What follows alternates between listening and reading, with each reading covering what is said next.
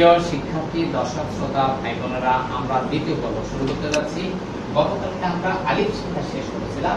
আজকে আলিফ থেকে আরেকটি পর্ব আমরা আপনারা যারা আমার সামনে শিক্ষা মুআল্লিম হওয়ার জন্য বসছেন, তাদেরকে বলবো সবাই 3 নম্বর বসুন। স্লেট হাঁটুর উপর, চোখ হাতে নজর করে শুরু। দেখুন, আমি আলিফ থেকে আরেকটা হরফ বানাচ্ছি। আলিফ থেকে আরেকটা হরফ বানানো কত সহজ। আলিফের ডান দিকে দেখুন আমি ছোট্ট একটা আঁক দিয়েছি। আপনারা এভাবে ছোট আঁকতে, এবার ছোট আঁকের উপরে আরেকটি আলিফ যোগ করে, আলিফ যোগ করার পরে এবার লক্ষ্য করুন, আলিফের এই ছোট আলিফের ডান দিকে হাতটি ঘুরিয়ে আলিফের মাথা গোল করে দেওয়াতে এটি আরবি 29টি হরফের আরেকটি হরফ। এর আরেকটি সুন্দর আছে, আমার বলা শেষ, আপনাদের বলুন। মিম মিম। মিমের উচ্চারণ দুই ঠোঁটের শুকনো জায়গা লাগাইয়া একে দীর্ঘ 4 আলিফ টেনে পড়তে হবে। 4 আলিফ টেনে পড়তে হবে। আমাকে একটু অনুকরণ। মিম মিম। আমি হাত রাখলে আপনারা বলতে পারবেন, বলুন সবাই একসাথে। মিম মিম। নজর স্লেট, স্লেট দেখে দেখে পড়ুন, একবার পড়ুন। মিম মিম। থেমে থেমে কয়েকবার পড়ুন। মিম মিম। বন্ধ করুন। বেশ, মাশাআল্লাহ, খুব সুন্দর হয়েছে। দর্শক শ্রোতা ভাই বোনেরা লক্ষ্য করুন, এবার আমি কি করতেছি, মিমের মাথা মুছে ফেলেছি। মিমের মাথা মুছে ফেলাতে এটি কি আছে, আলিফ। এই আলিফ থেকে আমি আরেকটি হরফ বানাচ্ছি। আমার হাতের দিকে দেখুন আপনারা, আমার হাতটা কোন দিকে যাচ্ছে, জায়গা কি হচ্ছে দেখুন। আমার হাত এখন আলিফের নিচের অংশে থেকে ডান দিকে দিয়ে ঘুরে এসে আলিফের মাঝে আমি একটি প্যাক লাগাই দিয়েছি। এটি আরবি 29টি হরফের আরেকটি হরফ। এর আরেকটি সুন্দর হাত আছে, আমার বলা শেষ, আপনাদের শুনুন।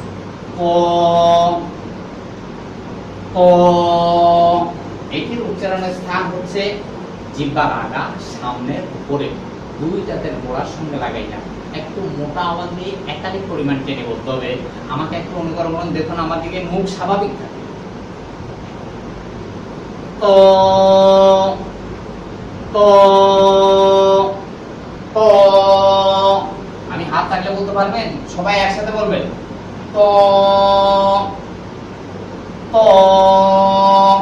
নজর স্লেট দেখে দেখে একবার পড়ুন। তো আরেকবার পড়ুন। তো থেমে থেমে কয়েকবার পড়ুন। তো তো। বন্ধ করুন। নজরকে সুন্দর করুন। আমার হাত দেখুন বোর্ডের ডান কোণায় আমি এটি কি দিচ্ছি দেখুন তো সবাই একসাথে।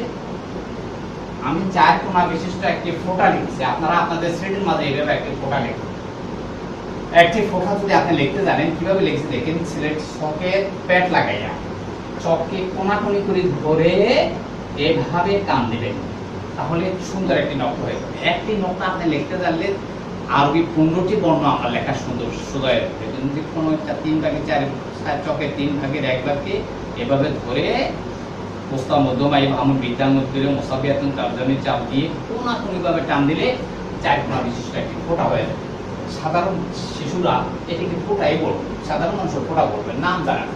এটা একটি সুন্দর নাম আছে, আমার সাথে বলুন। নুকো তো নুকো তো নুকো তো। আমি হাত রাখলে বলতে পারবেন, বলুন সবাই একসাথে। নুকো তো নুকো তো। নজর সিলেট দেখে দেখে একবার পড়ুন। নুকো তো নুকো তো। থেমে থেমে কয়েকবার পড়ুন। নুকো তো নুকো তো। বন্ধ করুন। নজরকে সুন্দর করুন। দেখুন আমি এই কোনার নোক্তাটা মুছে ফেলেছি। নোক্তাটা মুছে ফেলে এখন আমি এই নোক্তাটা তোয়ার প্যাটের উপরে দিয়ে দিয়েছি। আপনারা এইভাবে তোয়ার প্যাটের উপরে নোক্তা দেন তো। দিয়েছেন, লেখা হয়েছে। দর্শক শ্রোতা ভাই বোনেরা দেখুন, তোয়ার প্যাটের উপরে একটি নোক্তা দেওয়াতে এটি আরবি 29টি হরফের আরেকটি হরফ। এই হরফটির নাম হচ্ছে, সুন্দর একটি নাম আছে, আমার বলা শেষ, আপনাদের শুরু। জ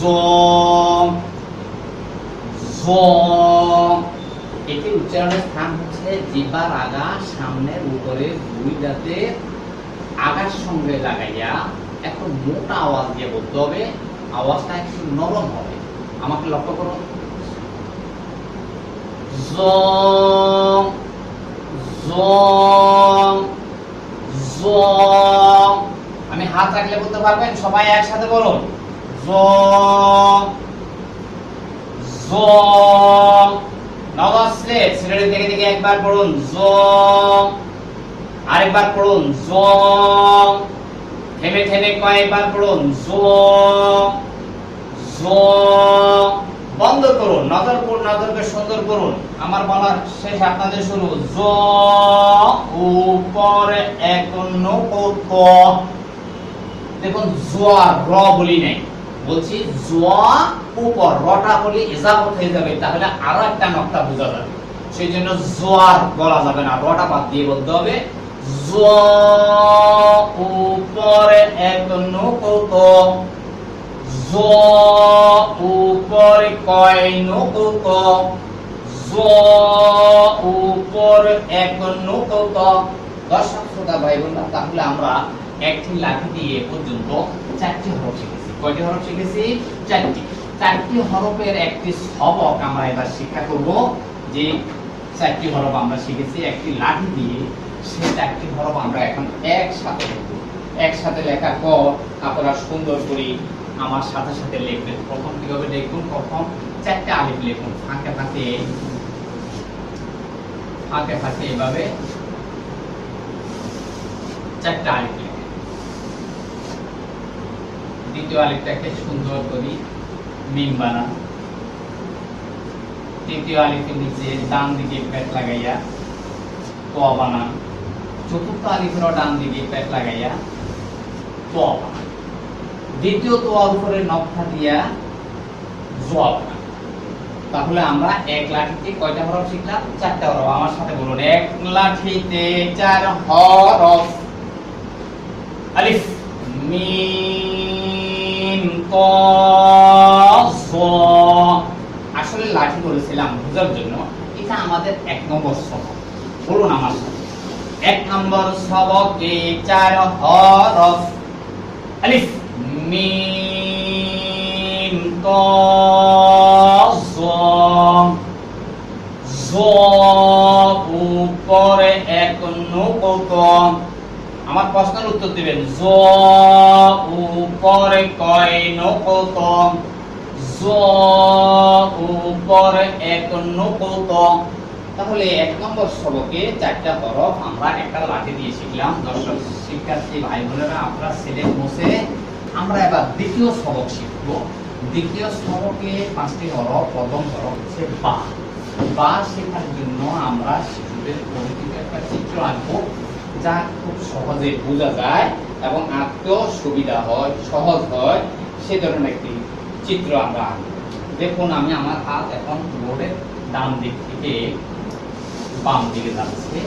বোর্ডের মাঝখানে আমি এদিকে একটা বললে আমাদের দেশে সবাইগুলো একটা সরলাঙ্ক দিয়েছি।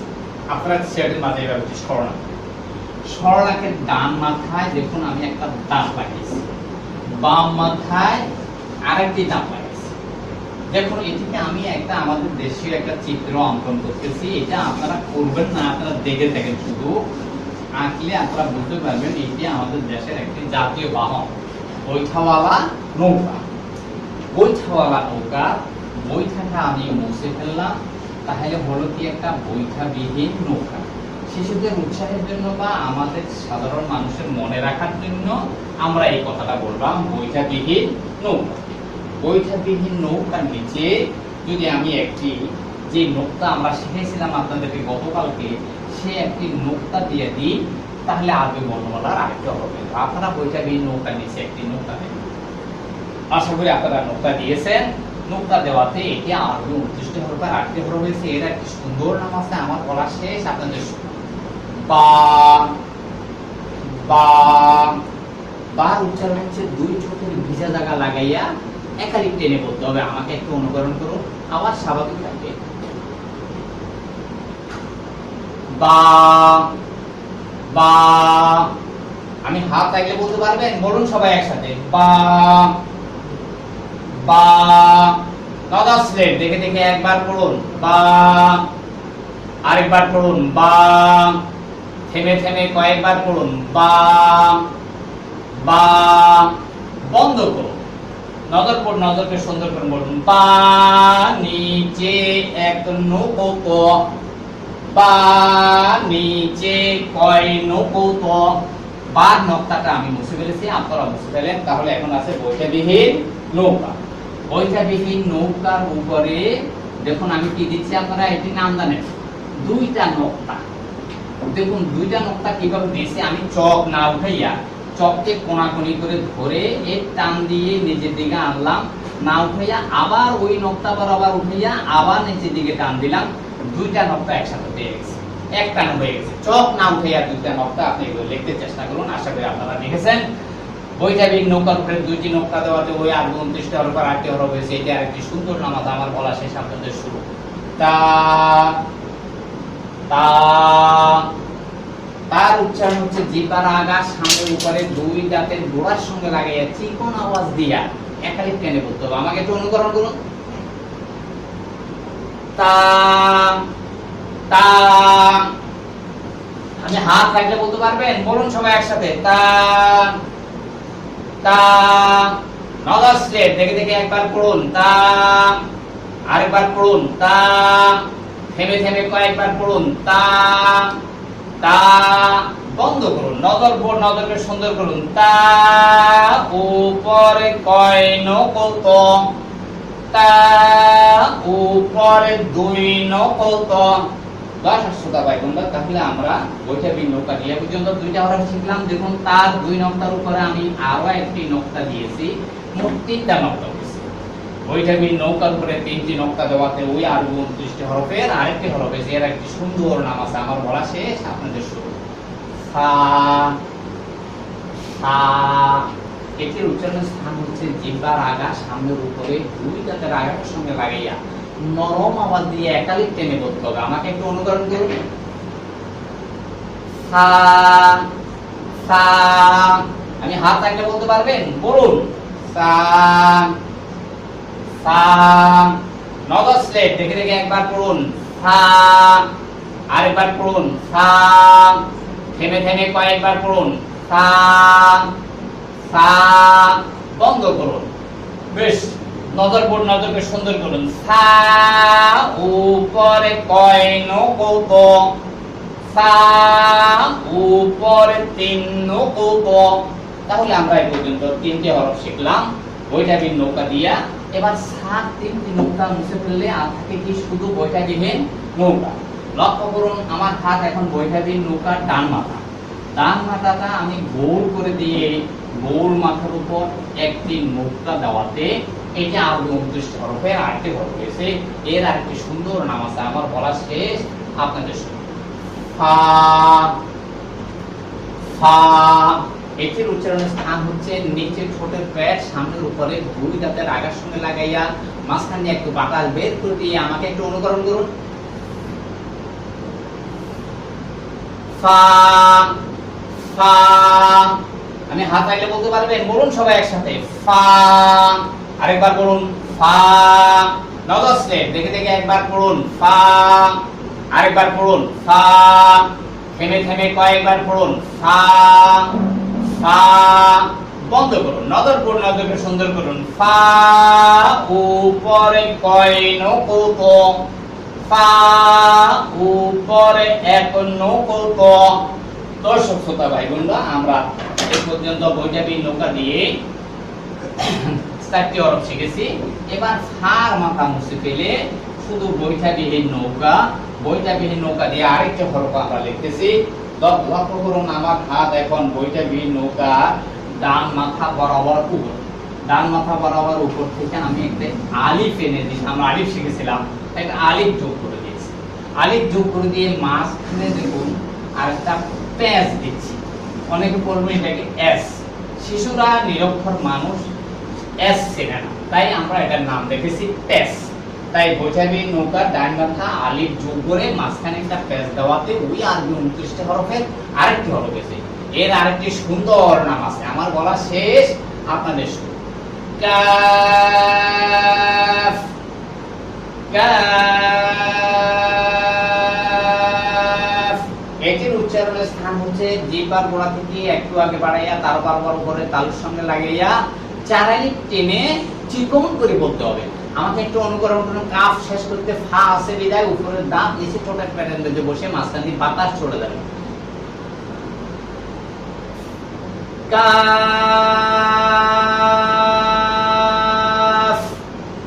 আমি হাত হাইটা বলতে পারবেন, বলুন সবাই একসাথে। কাফ,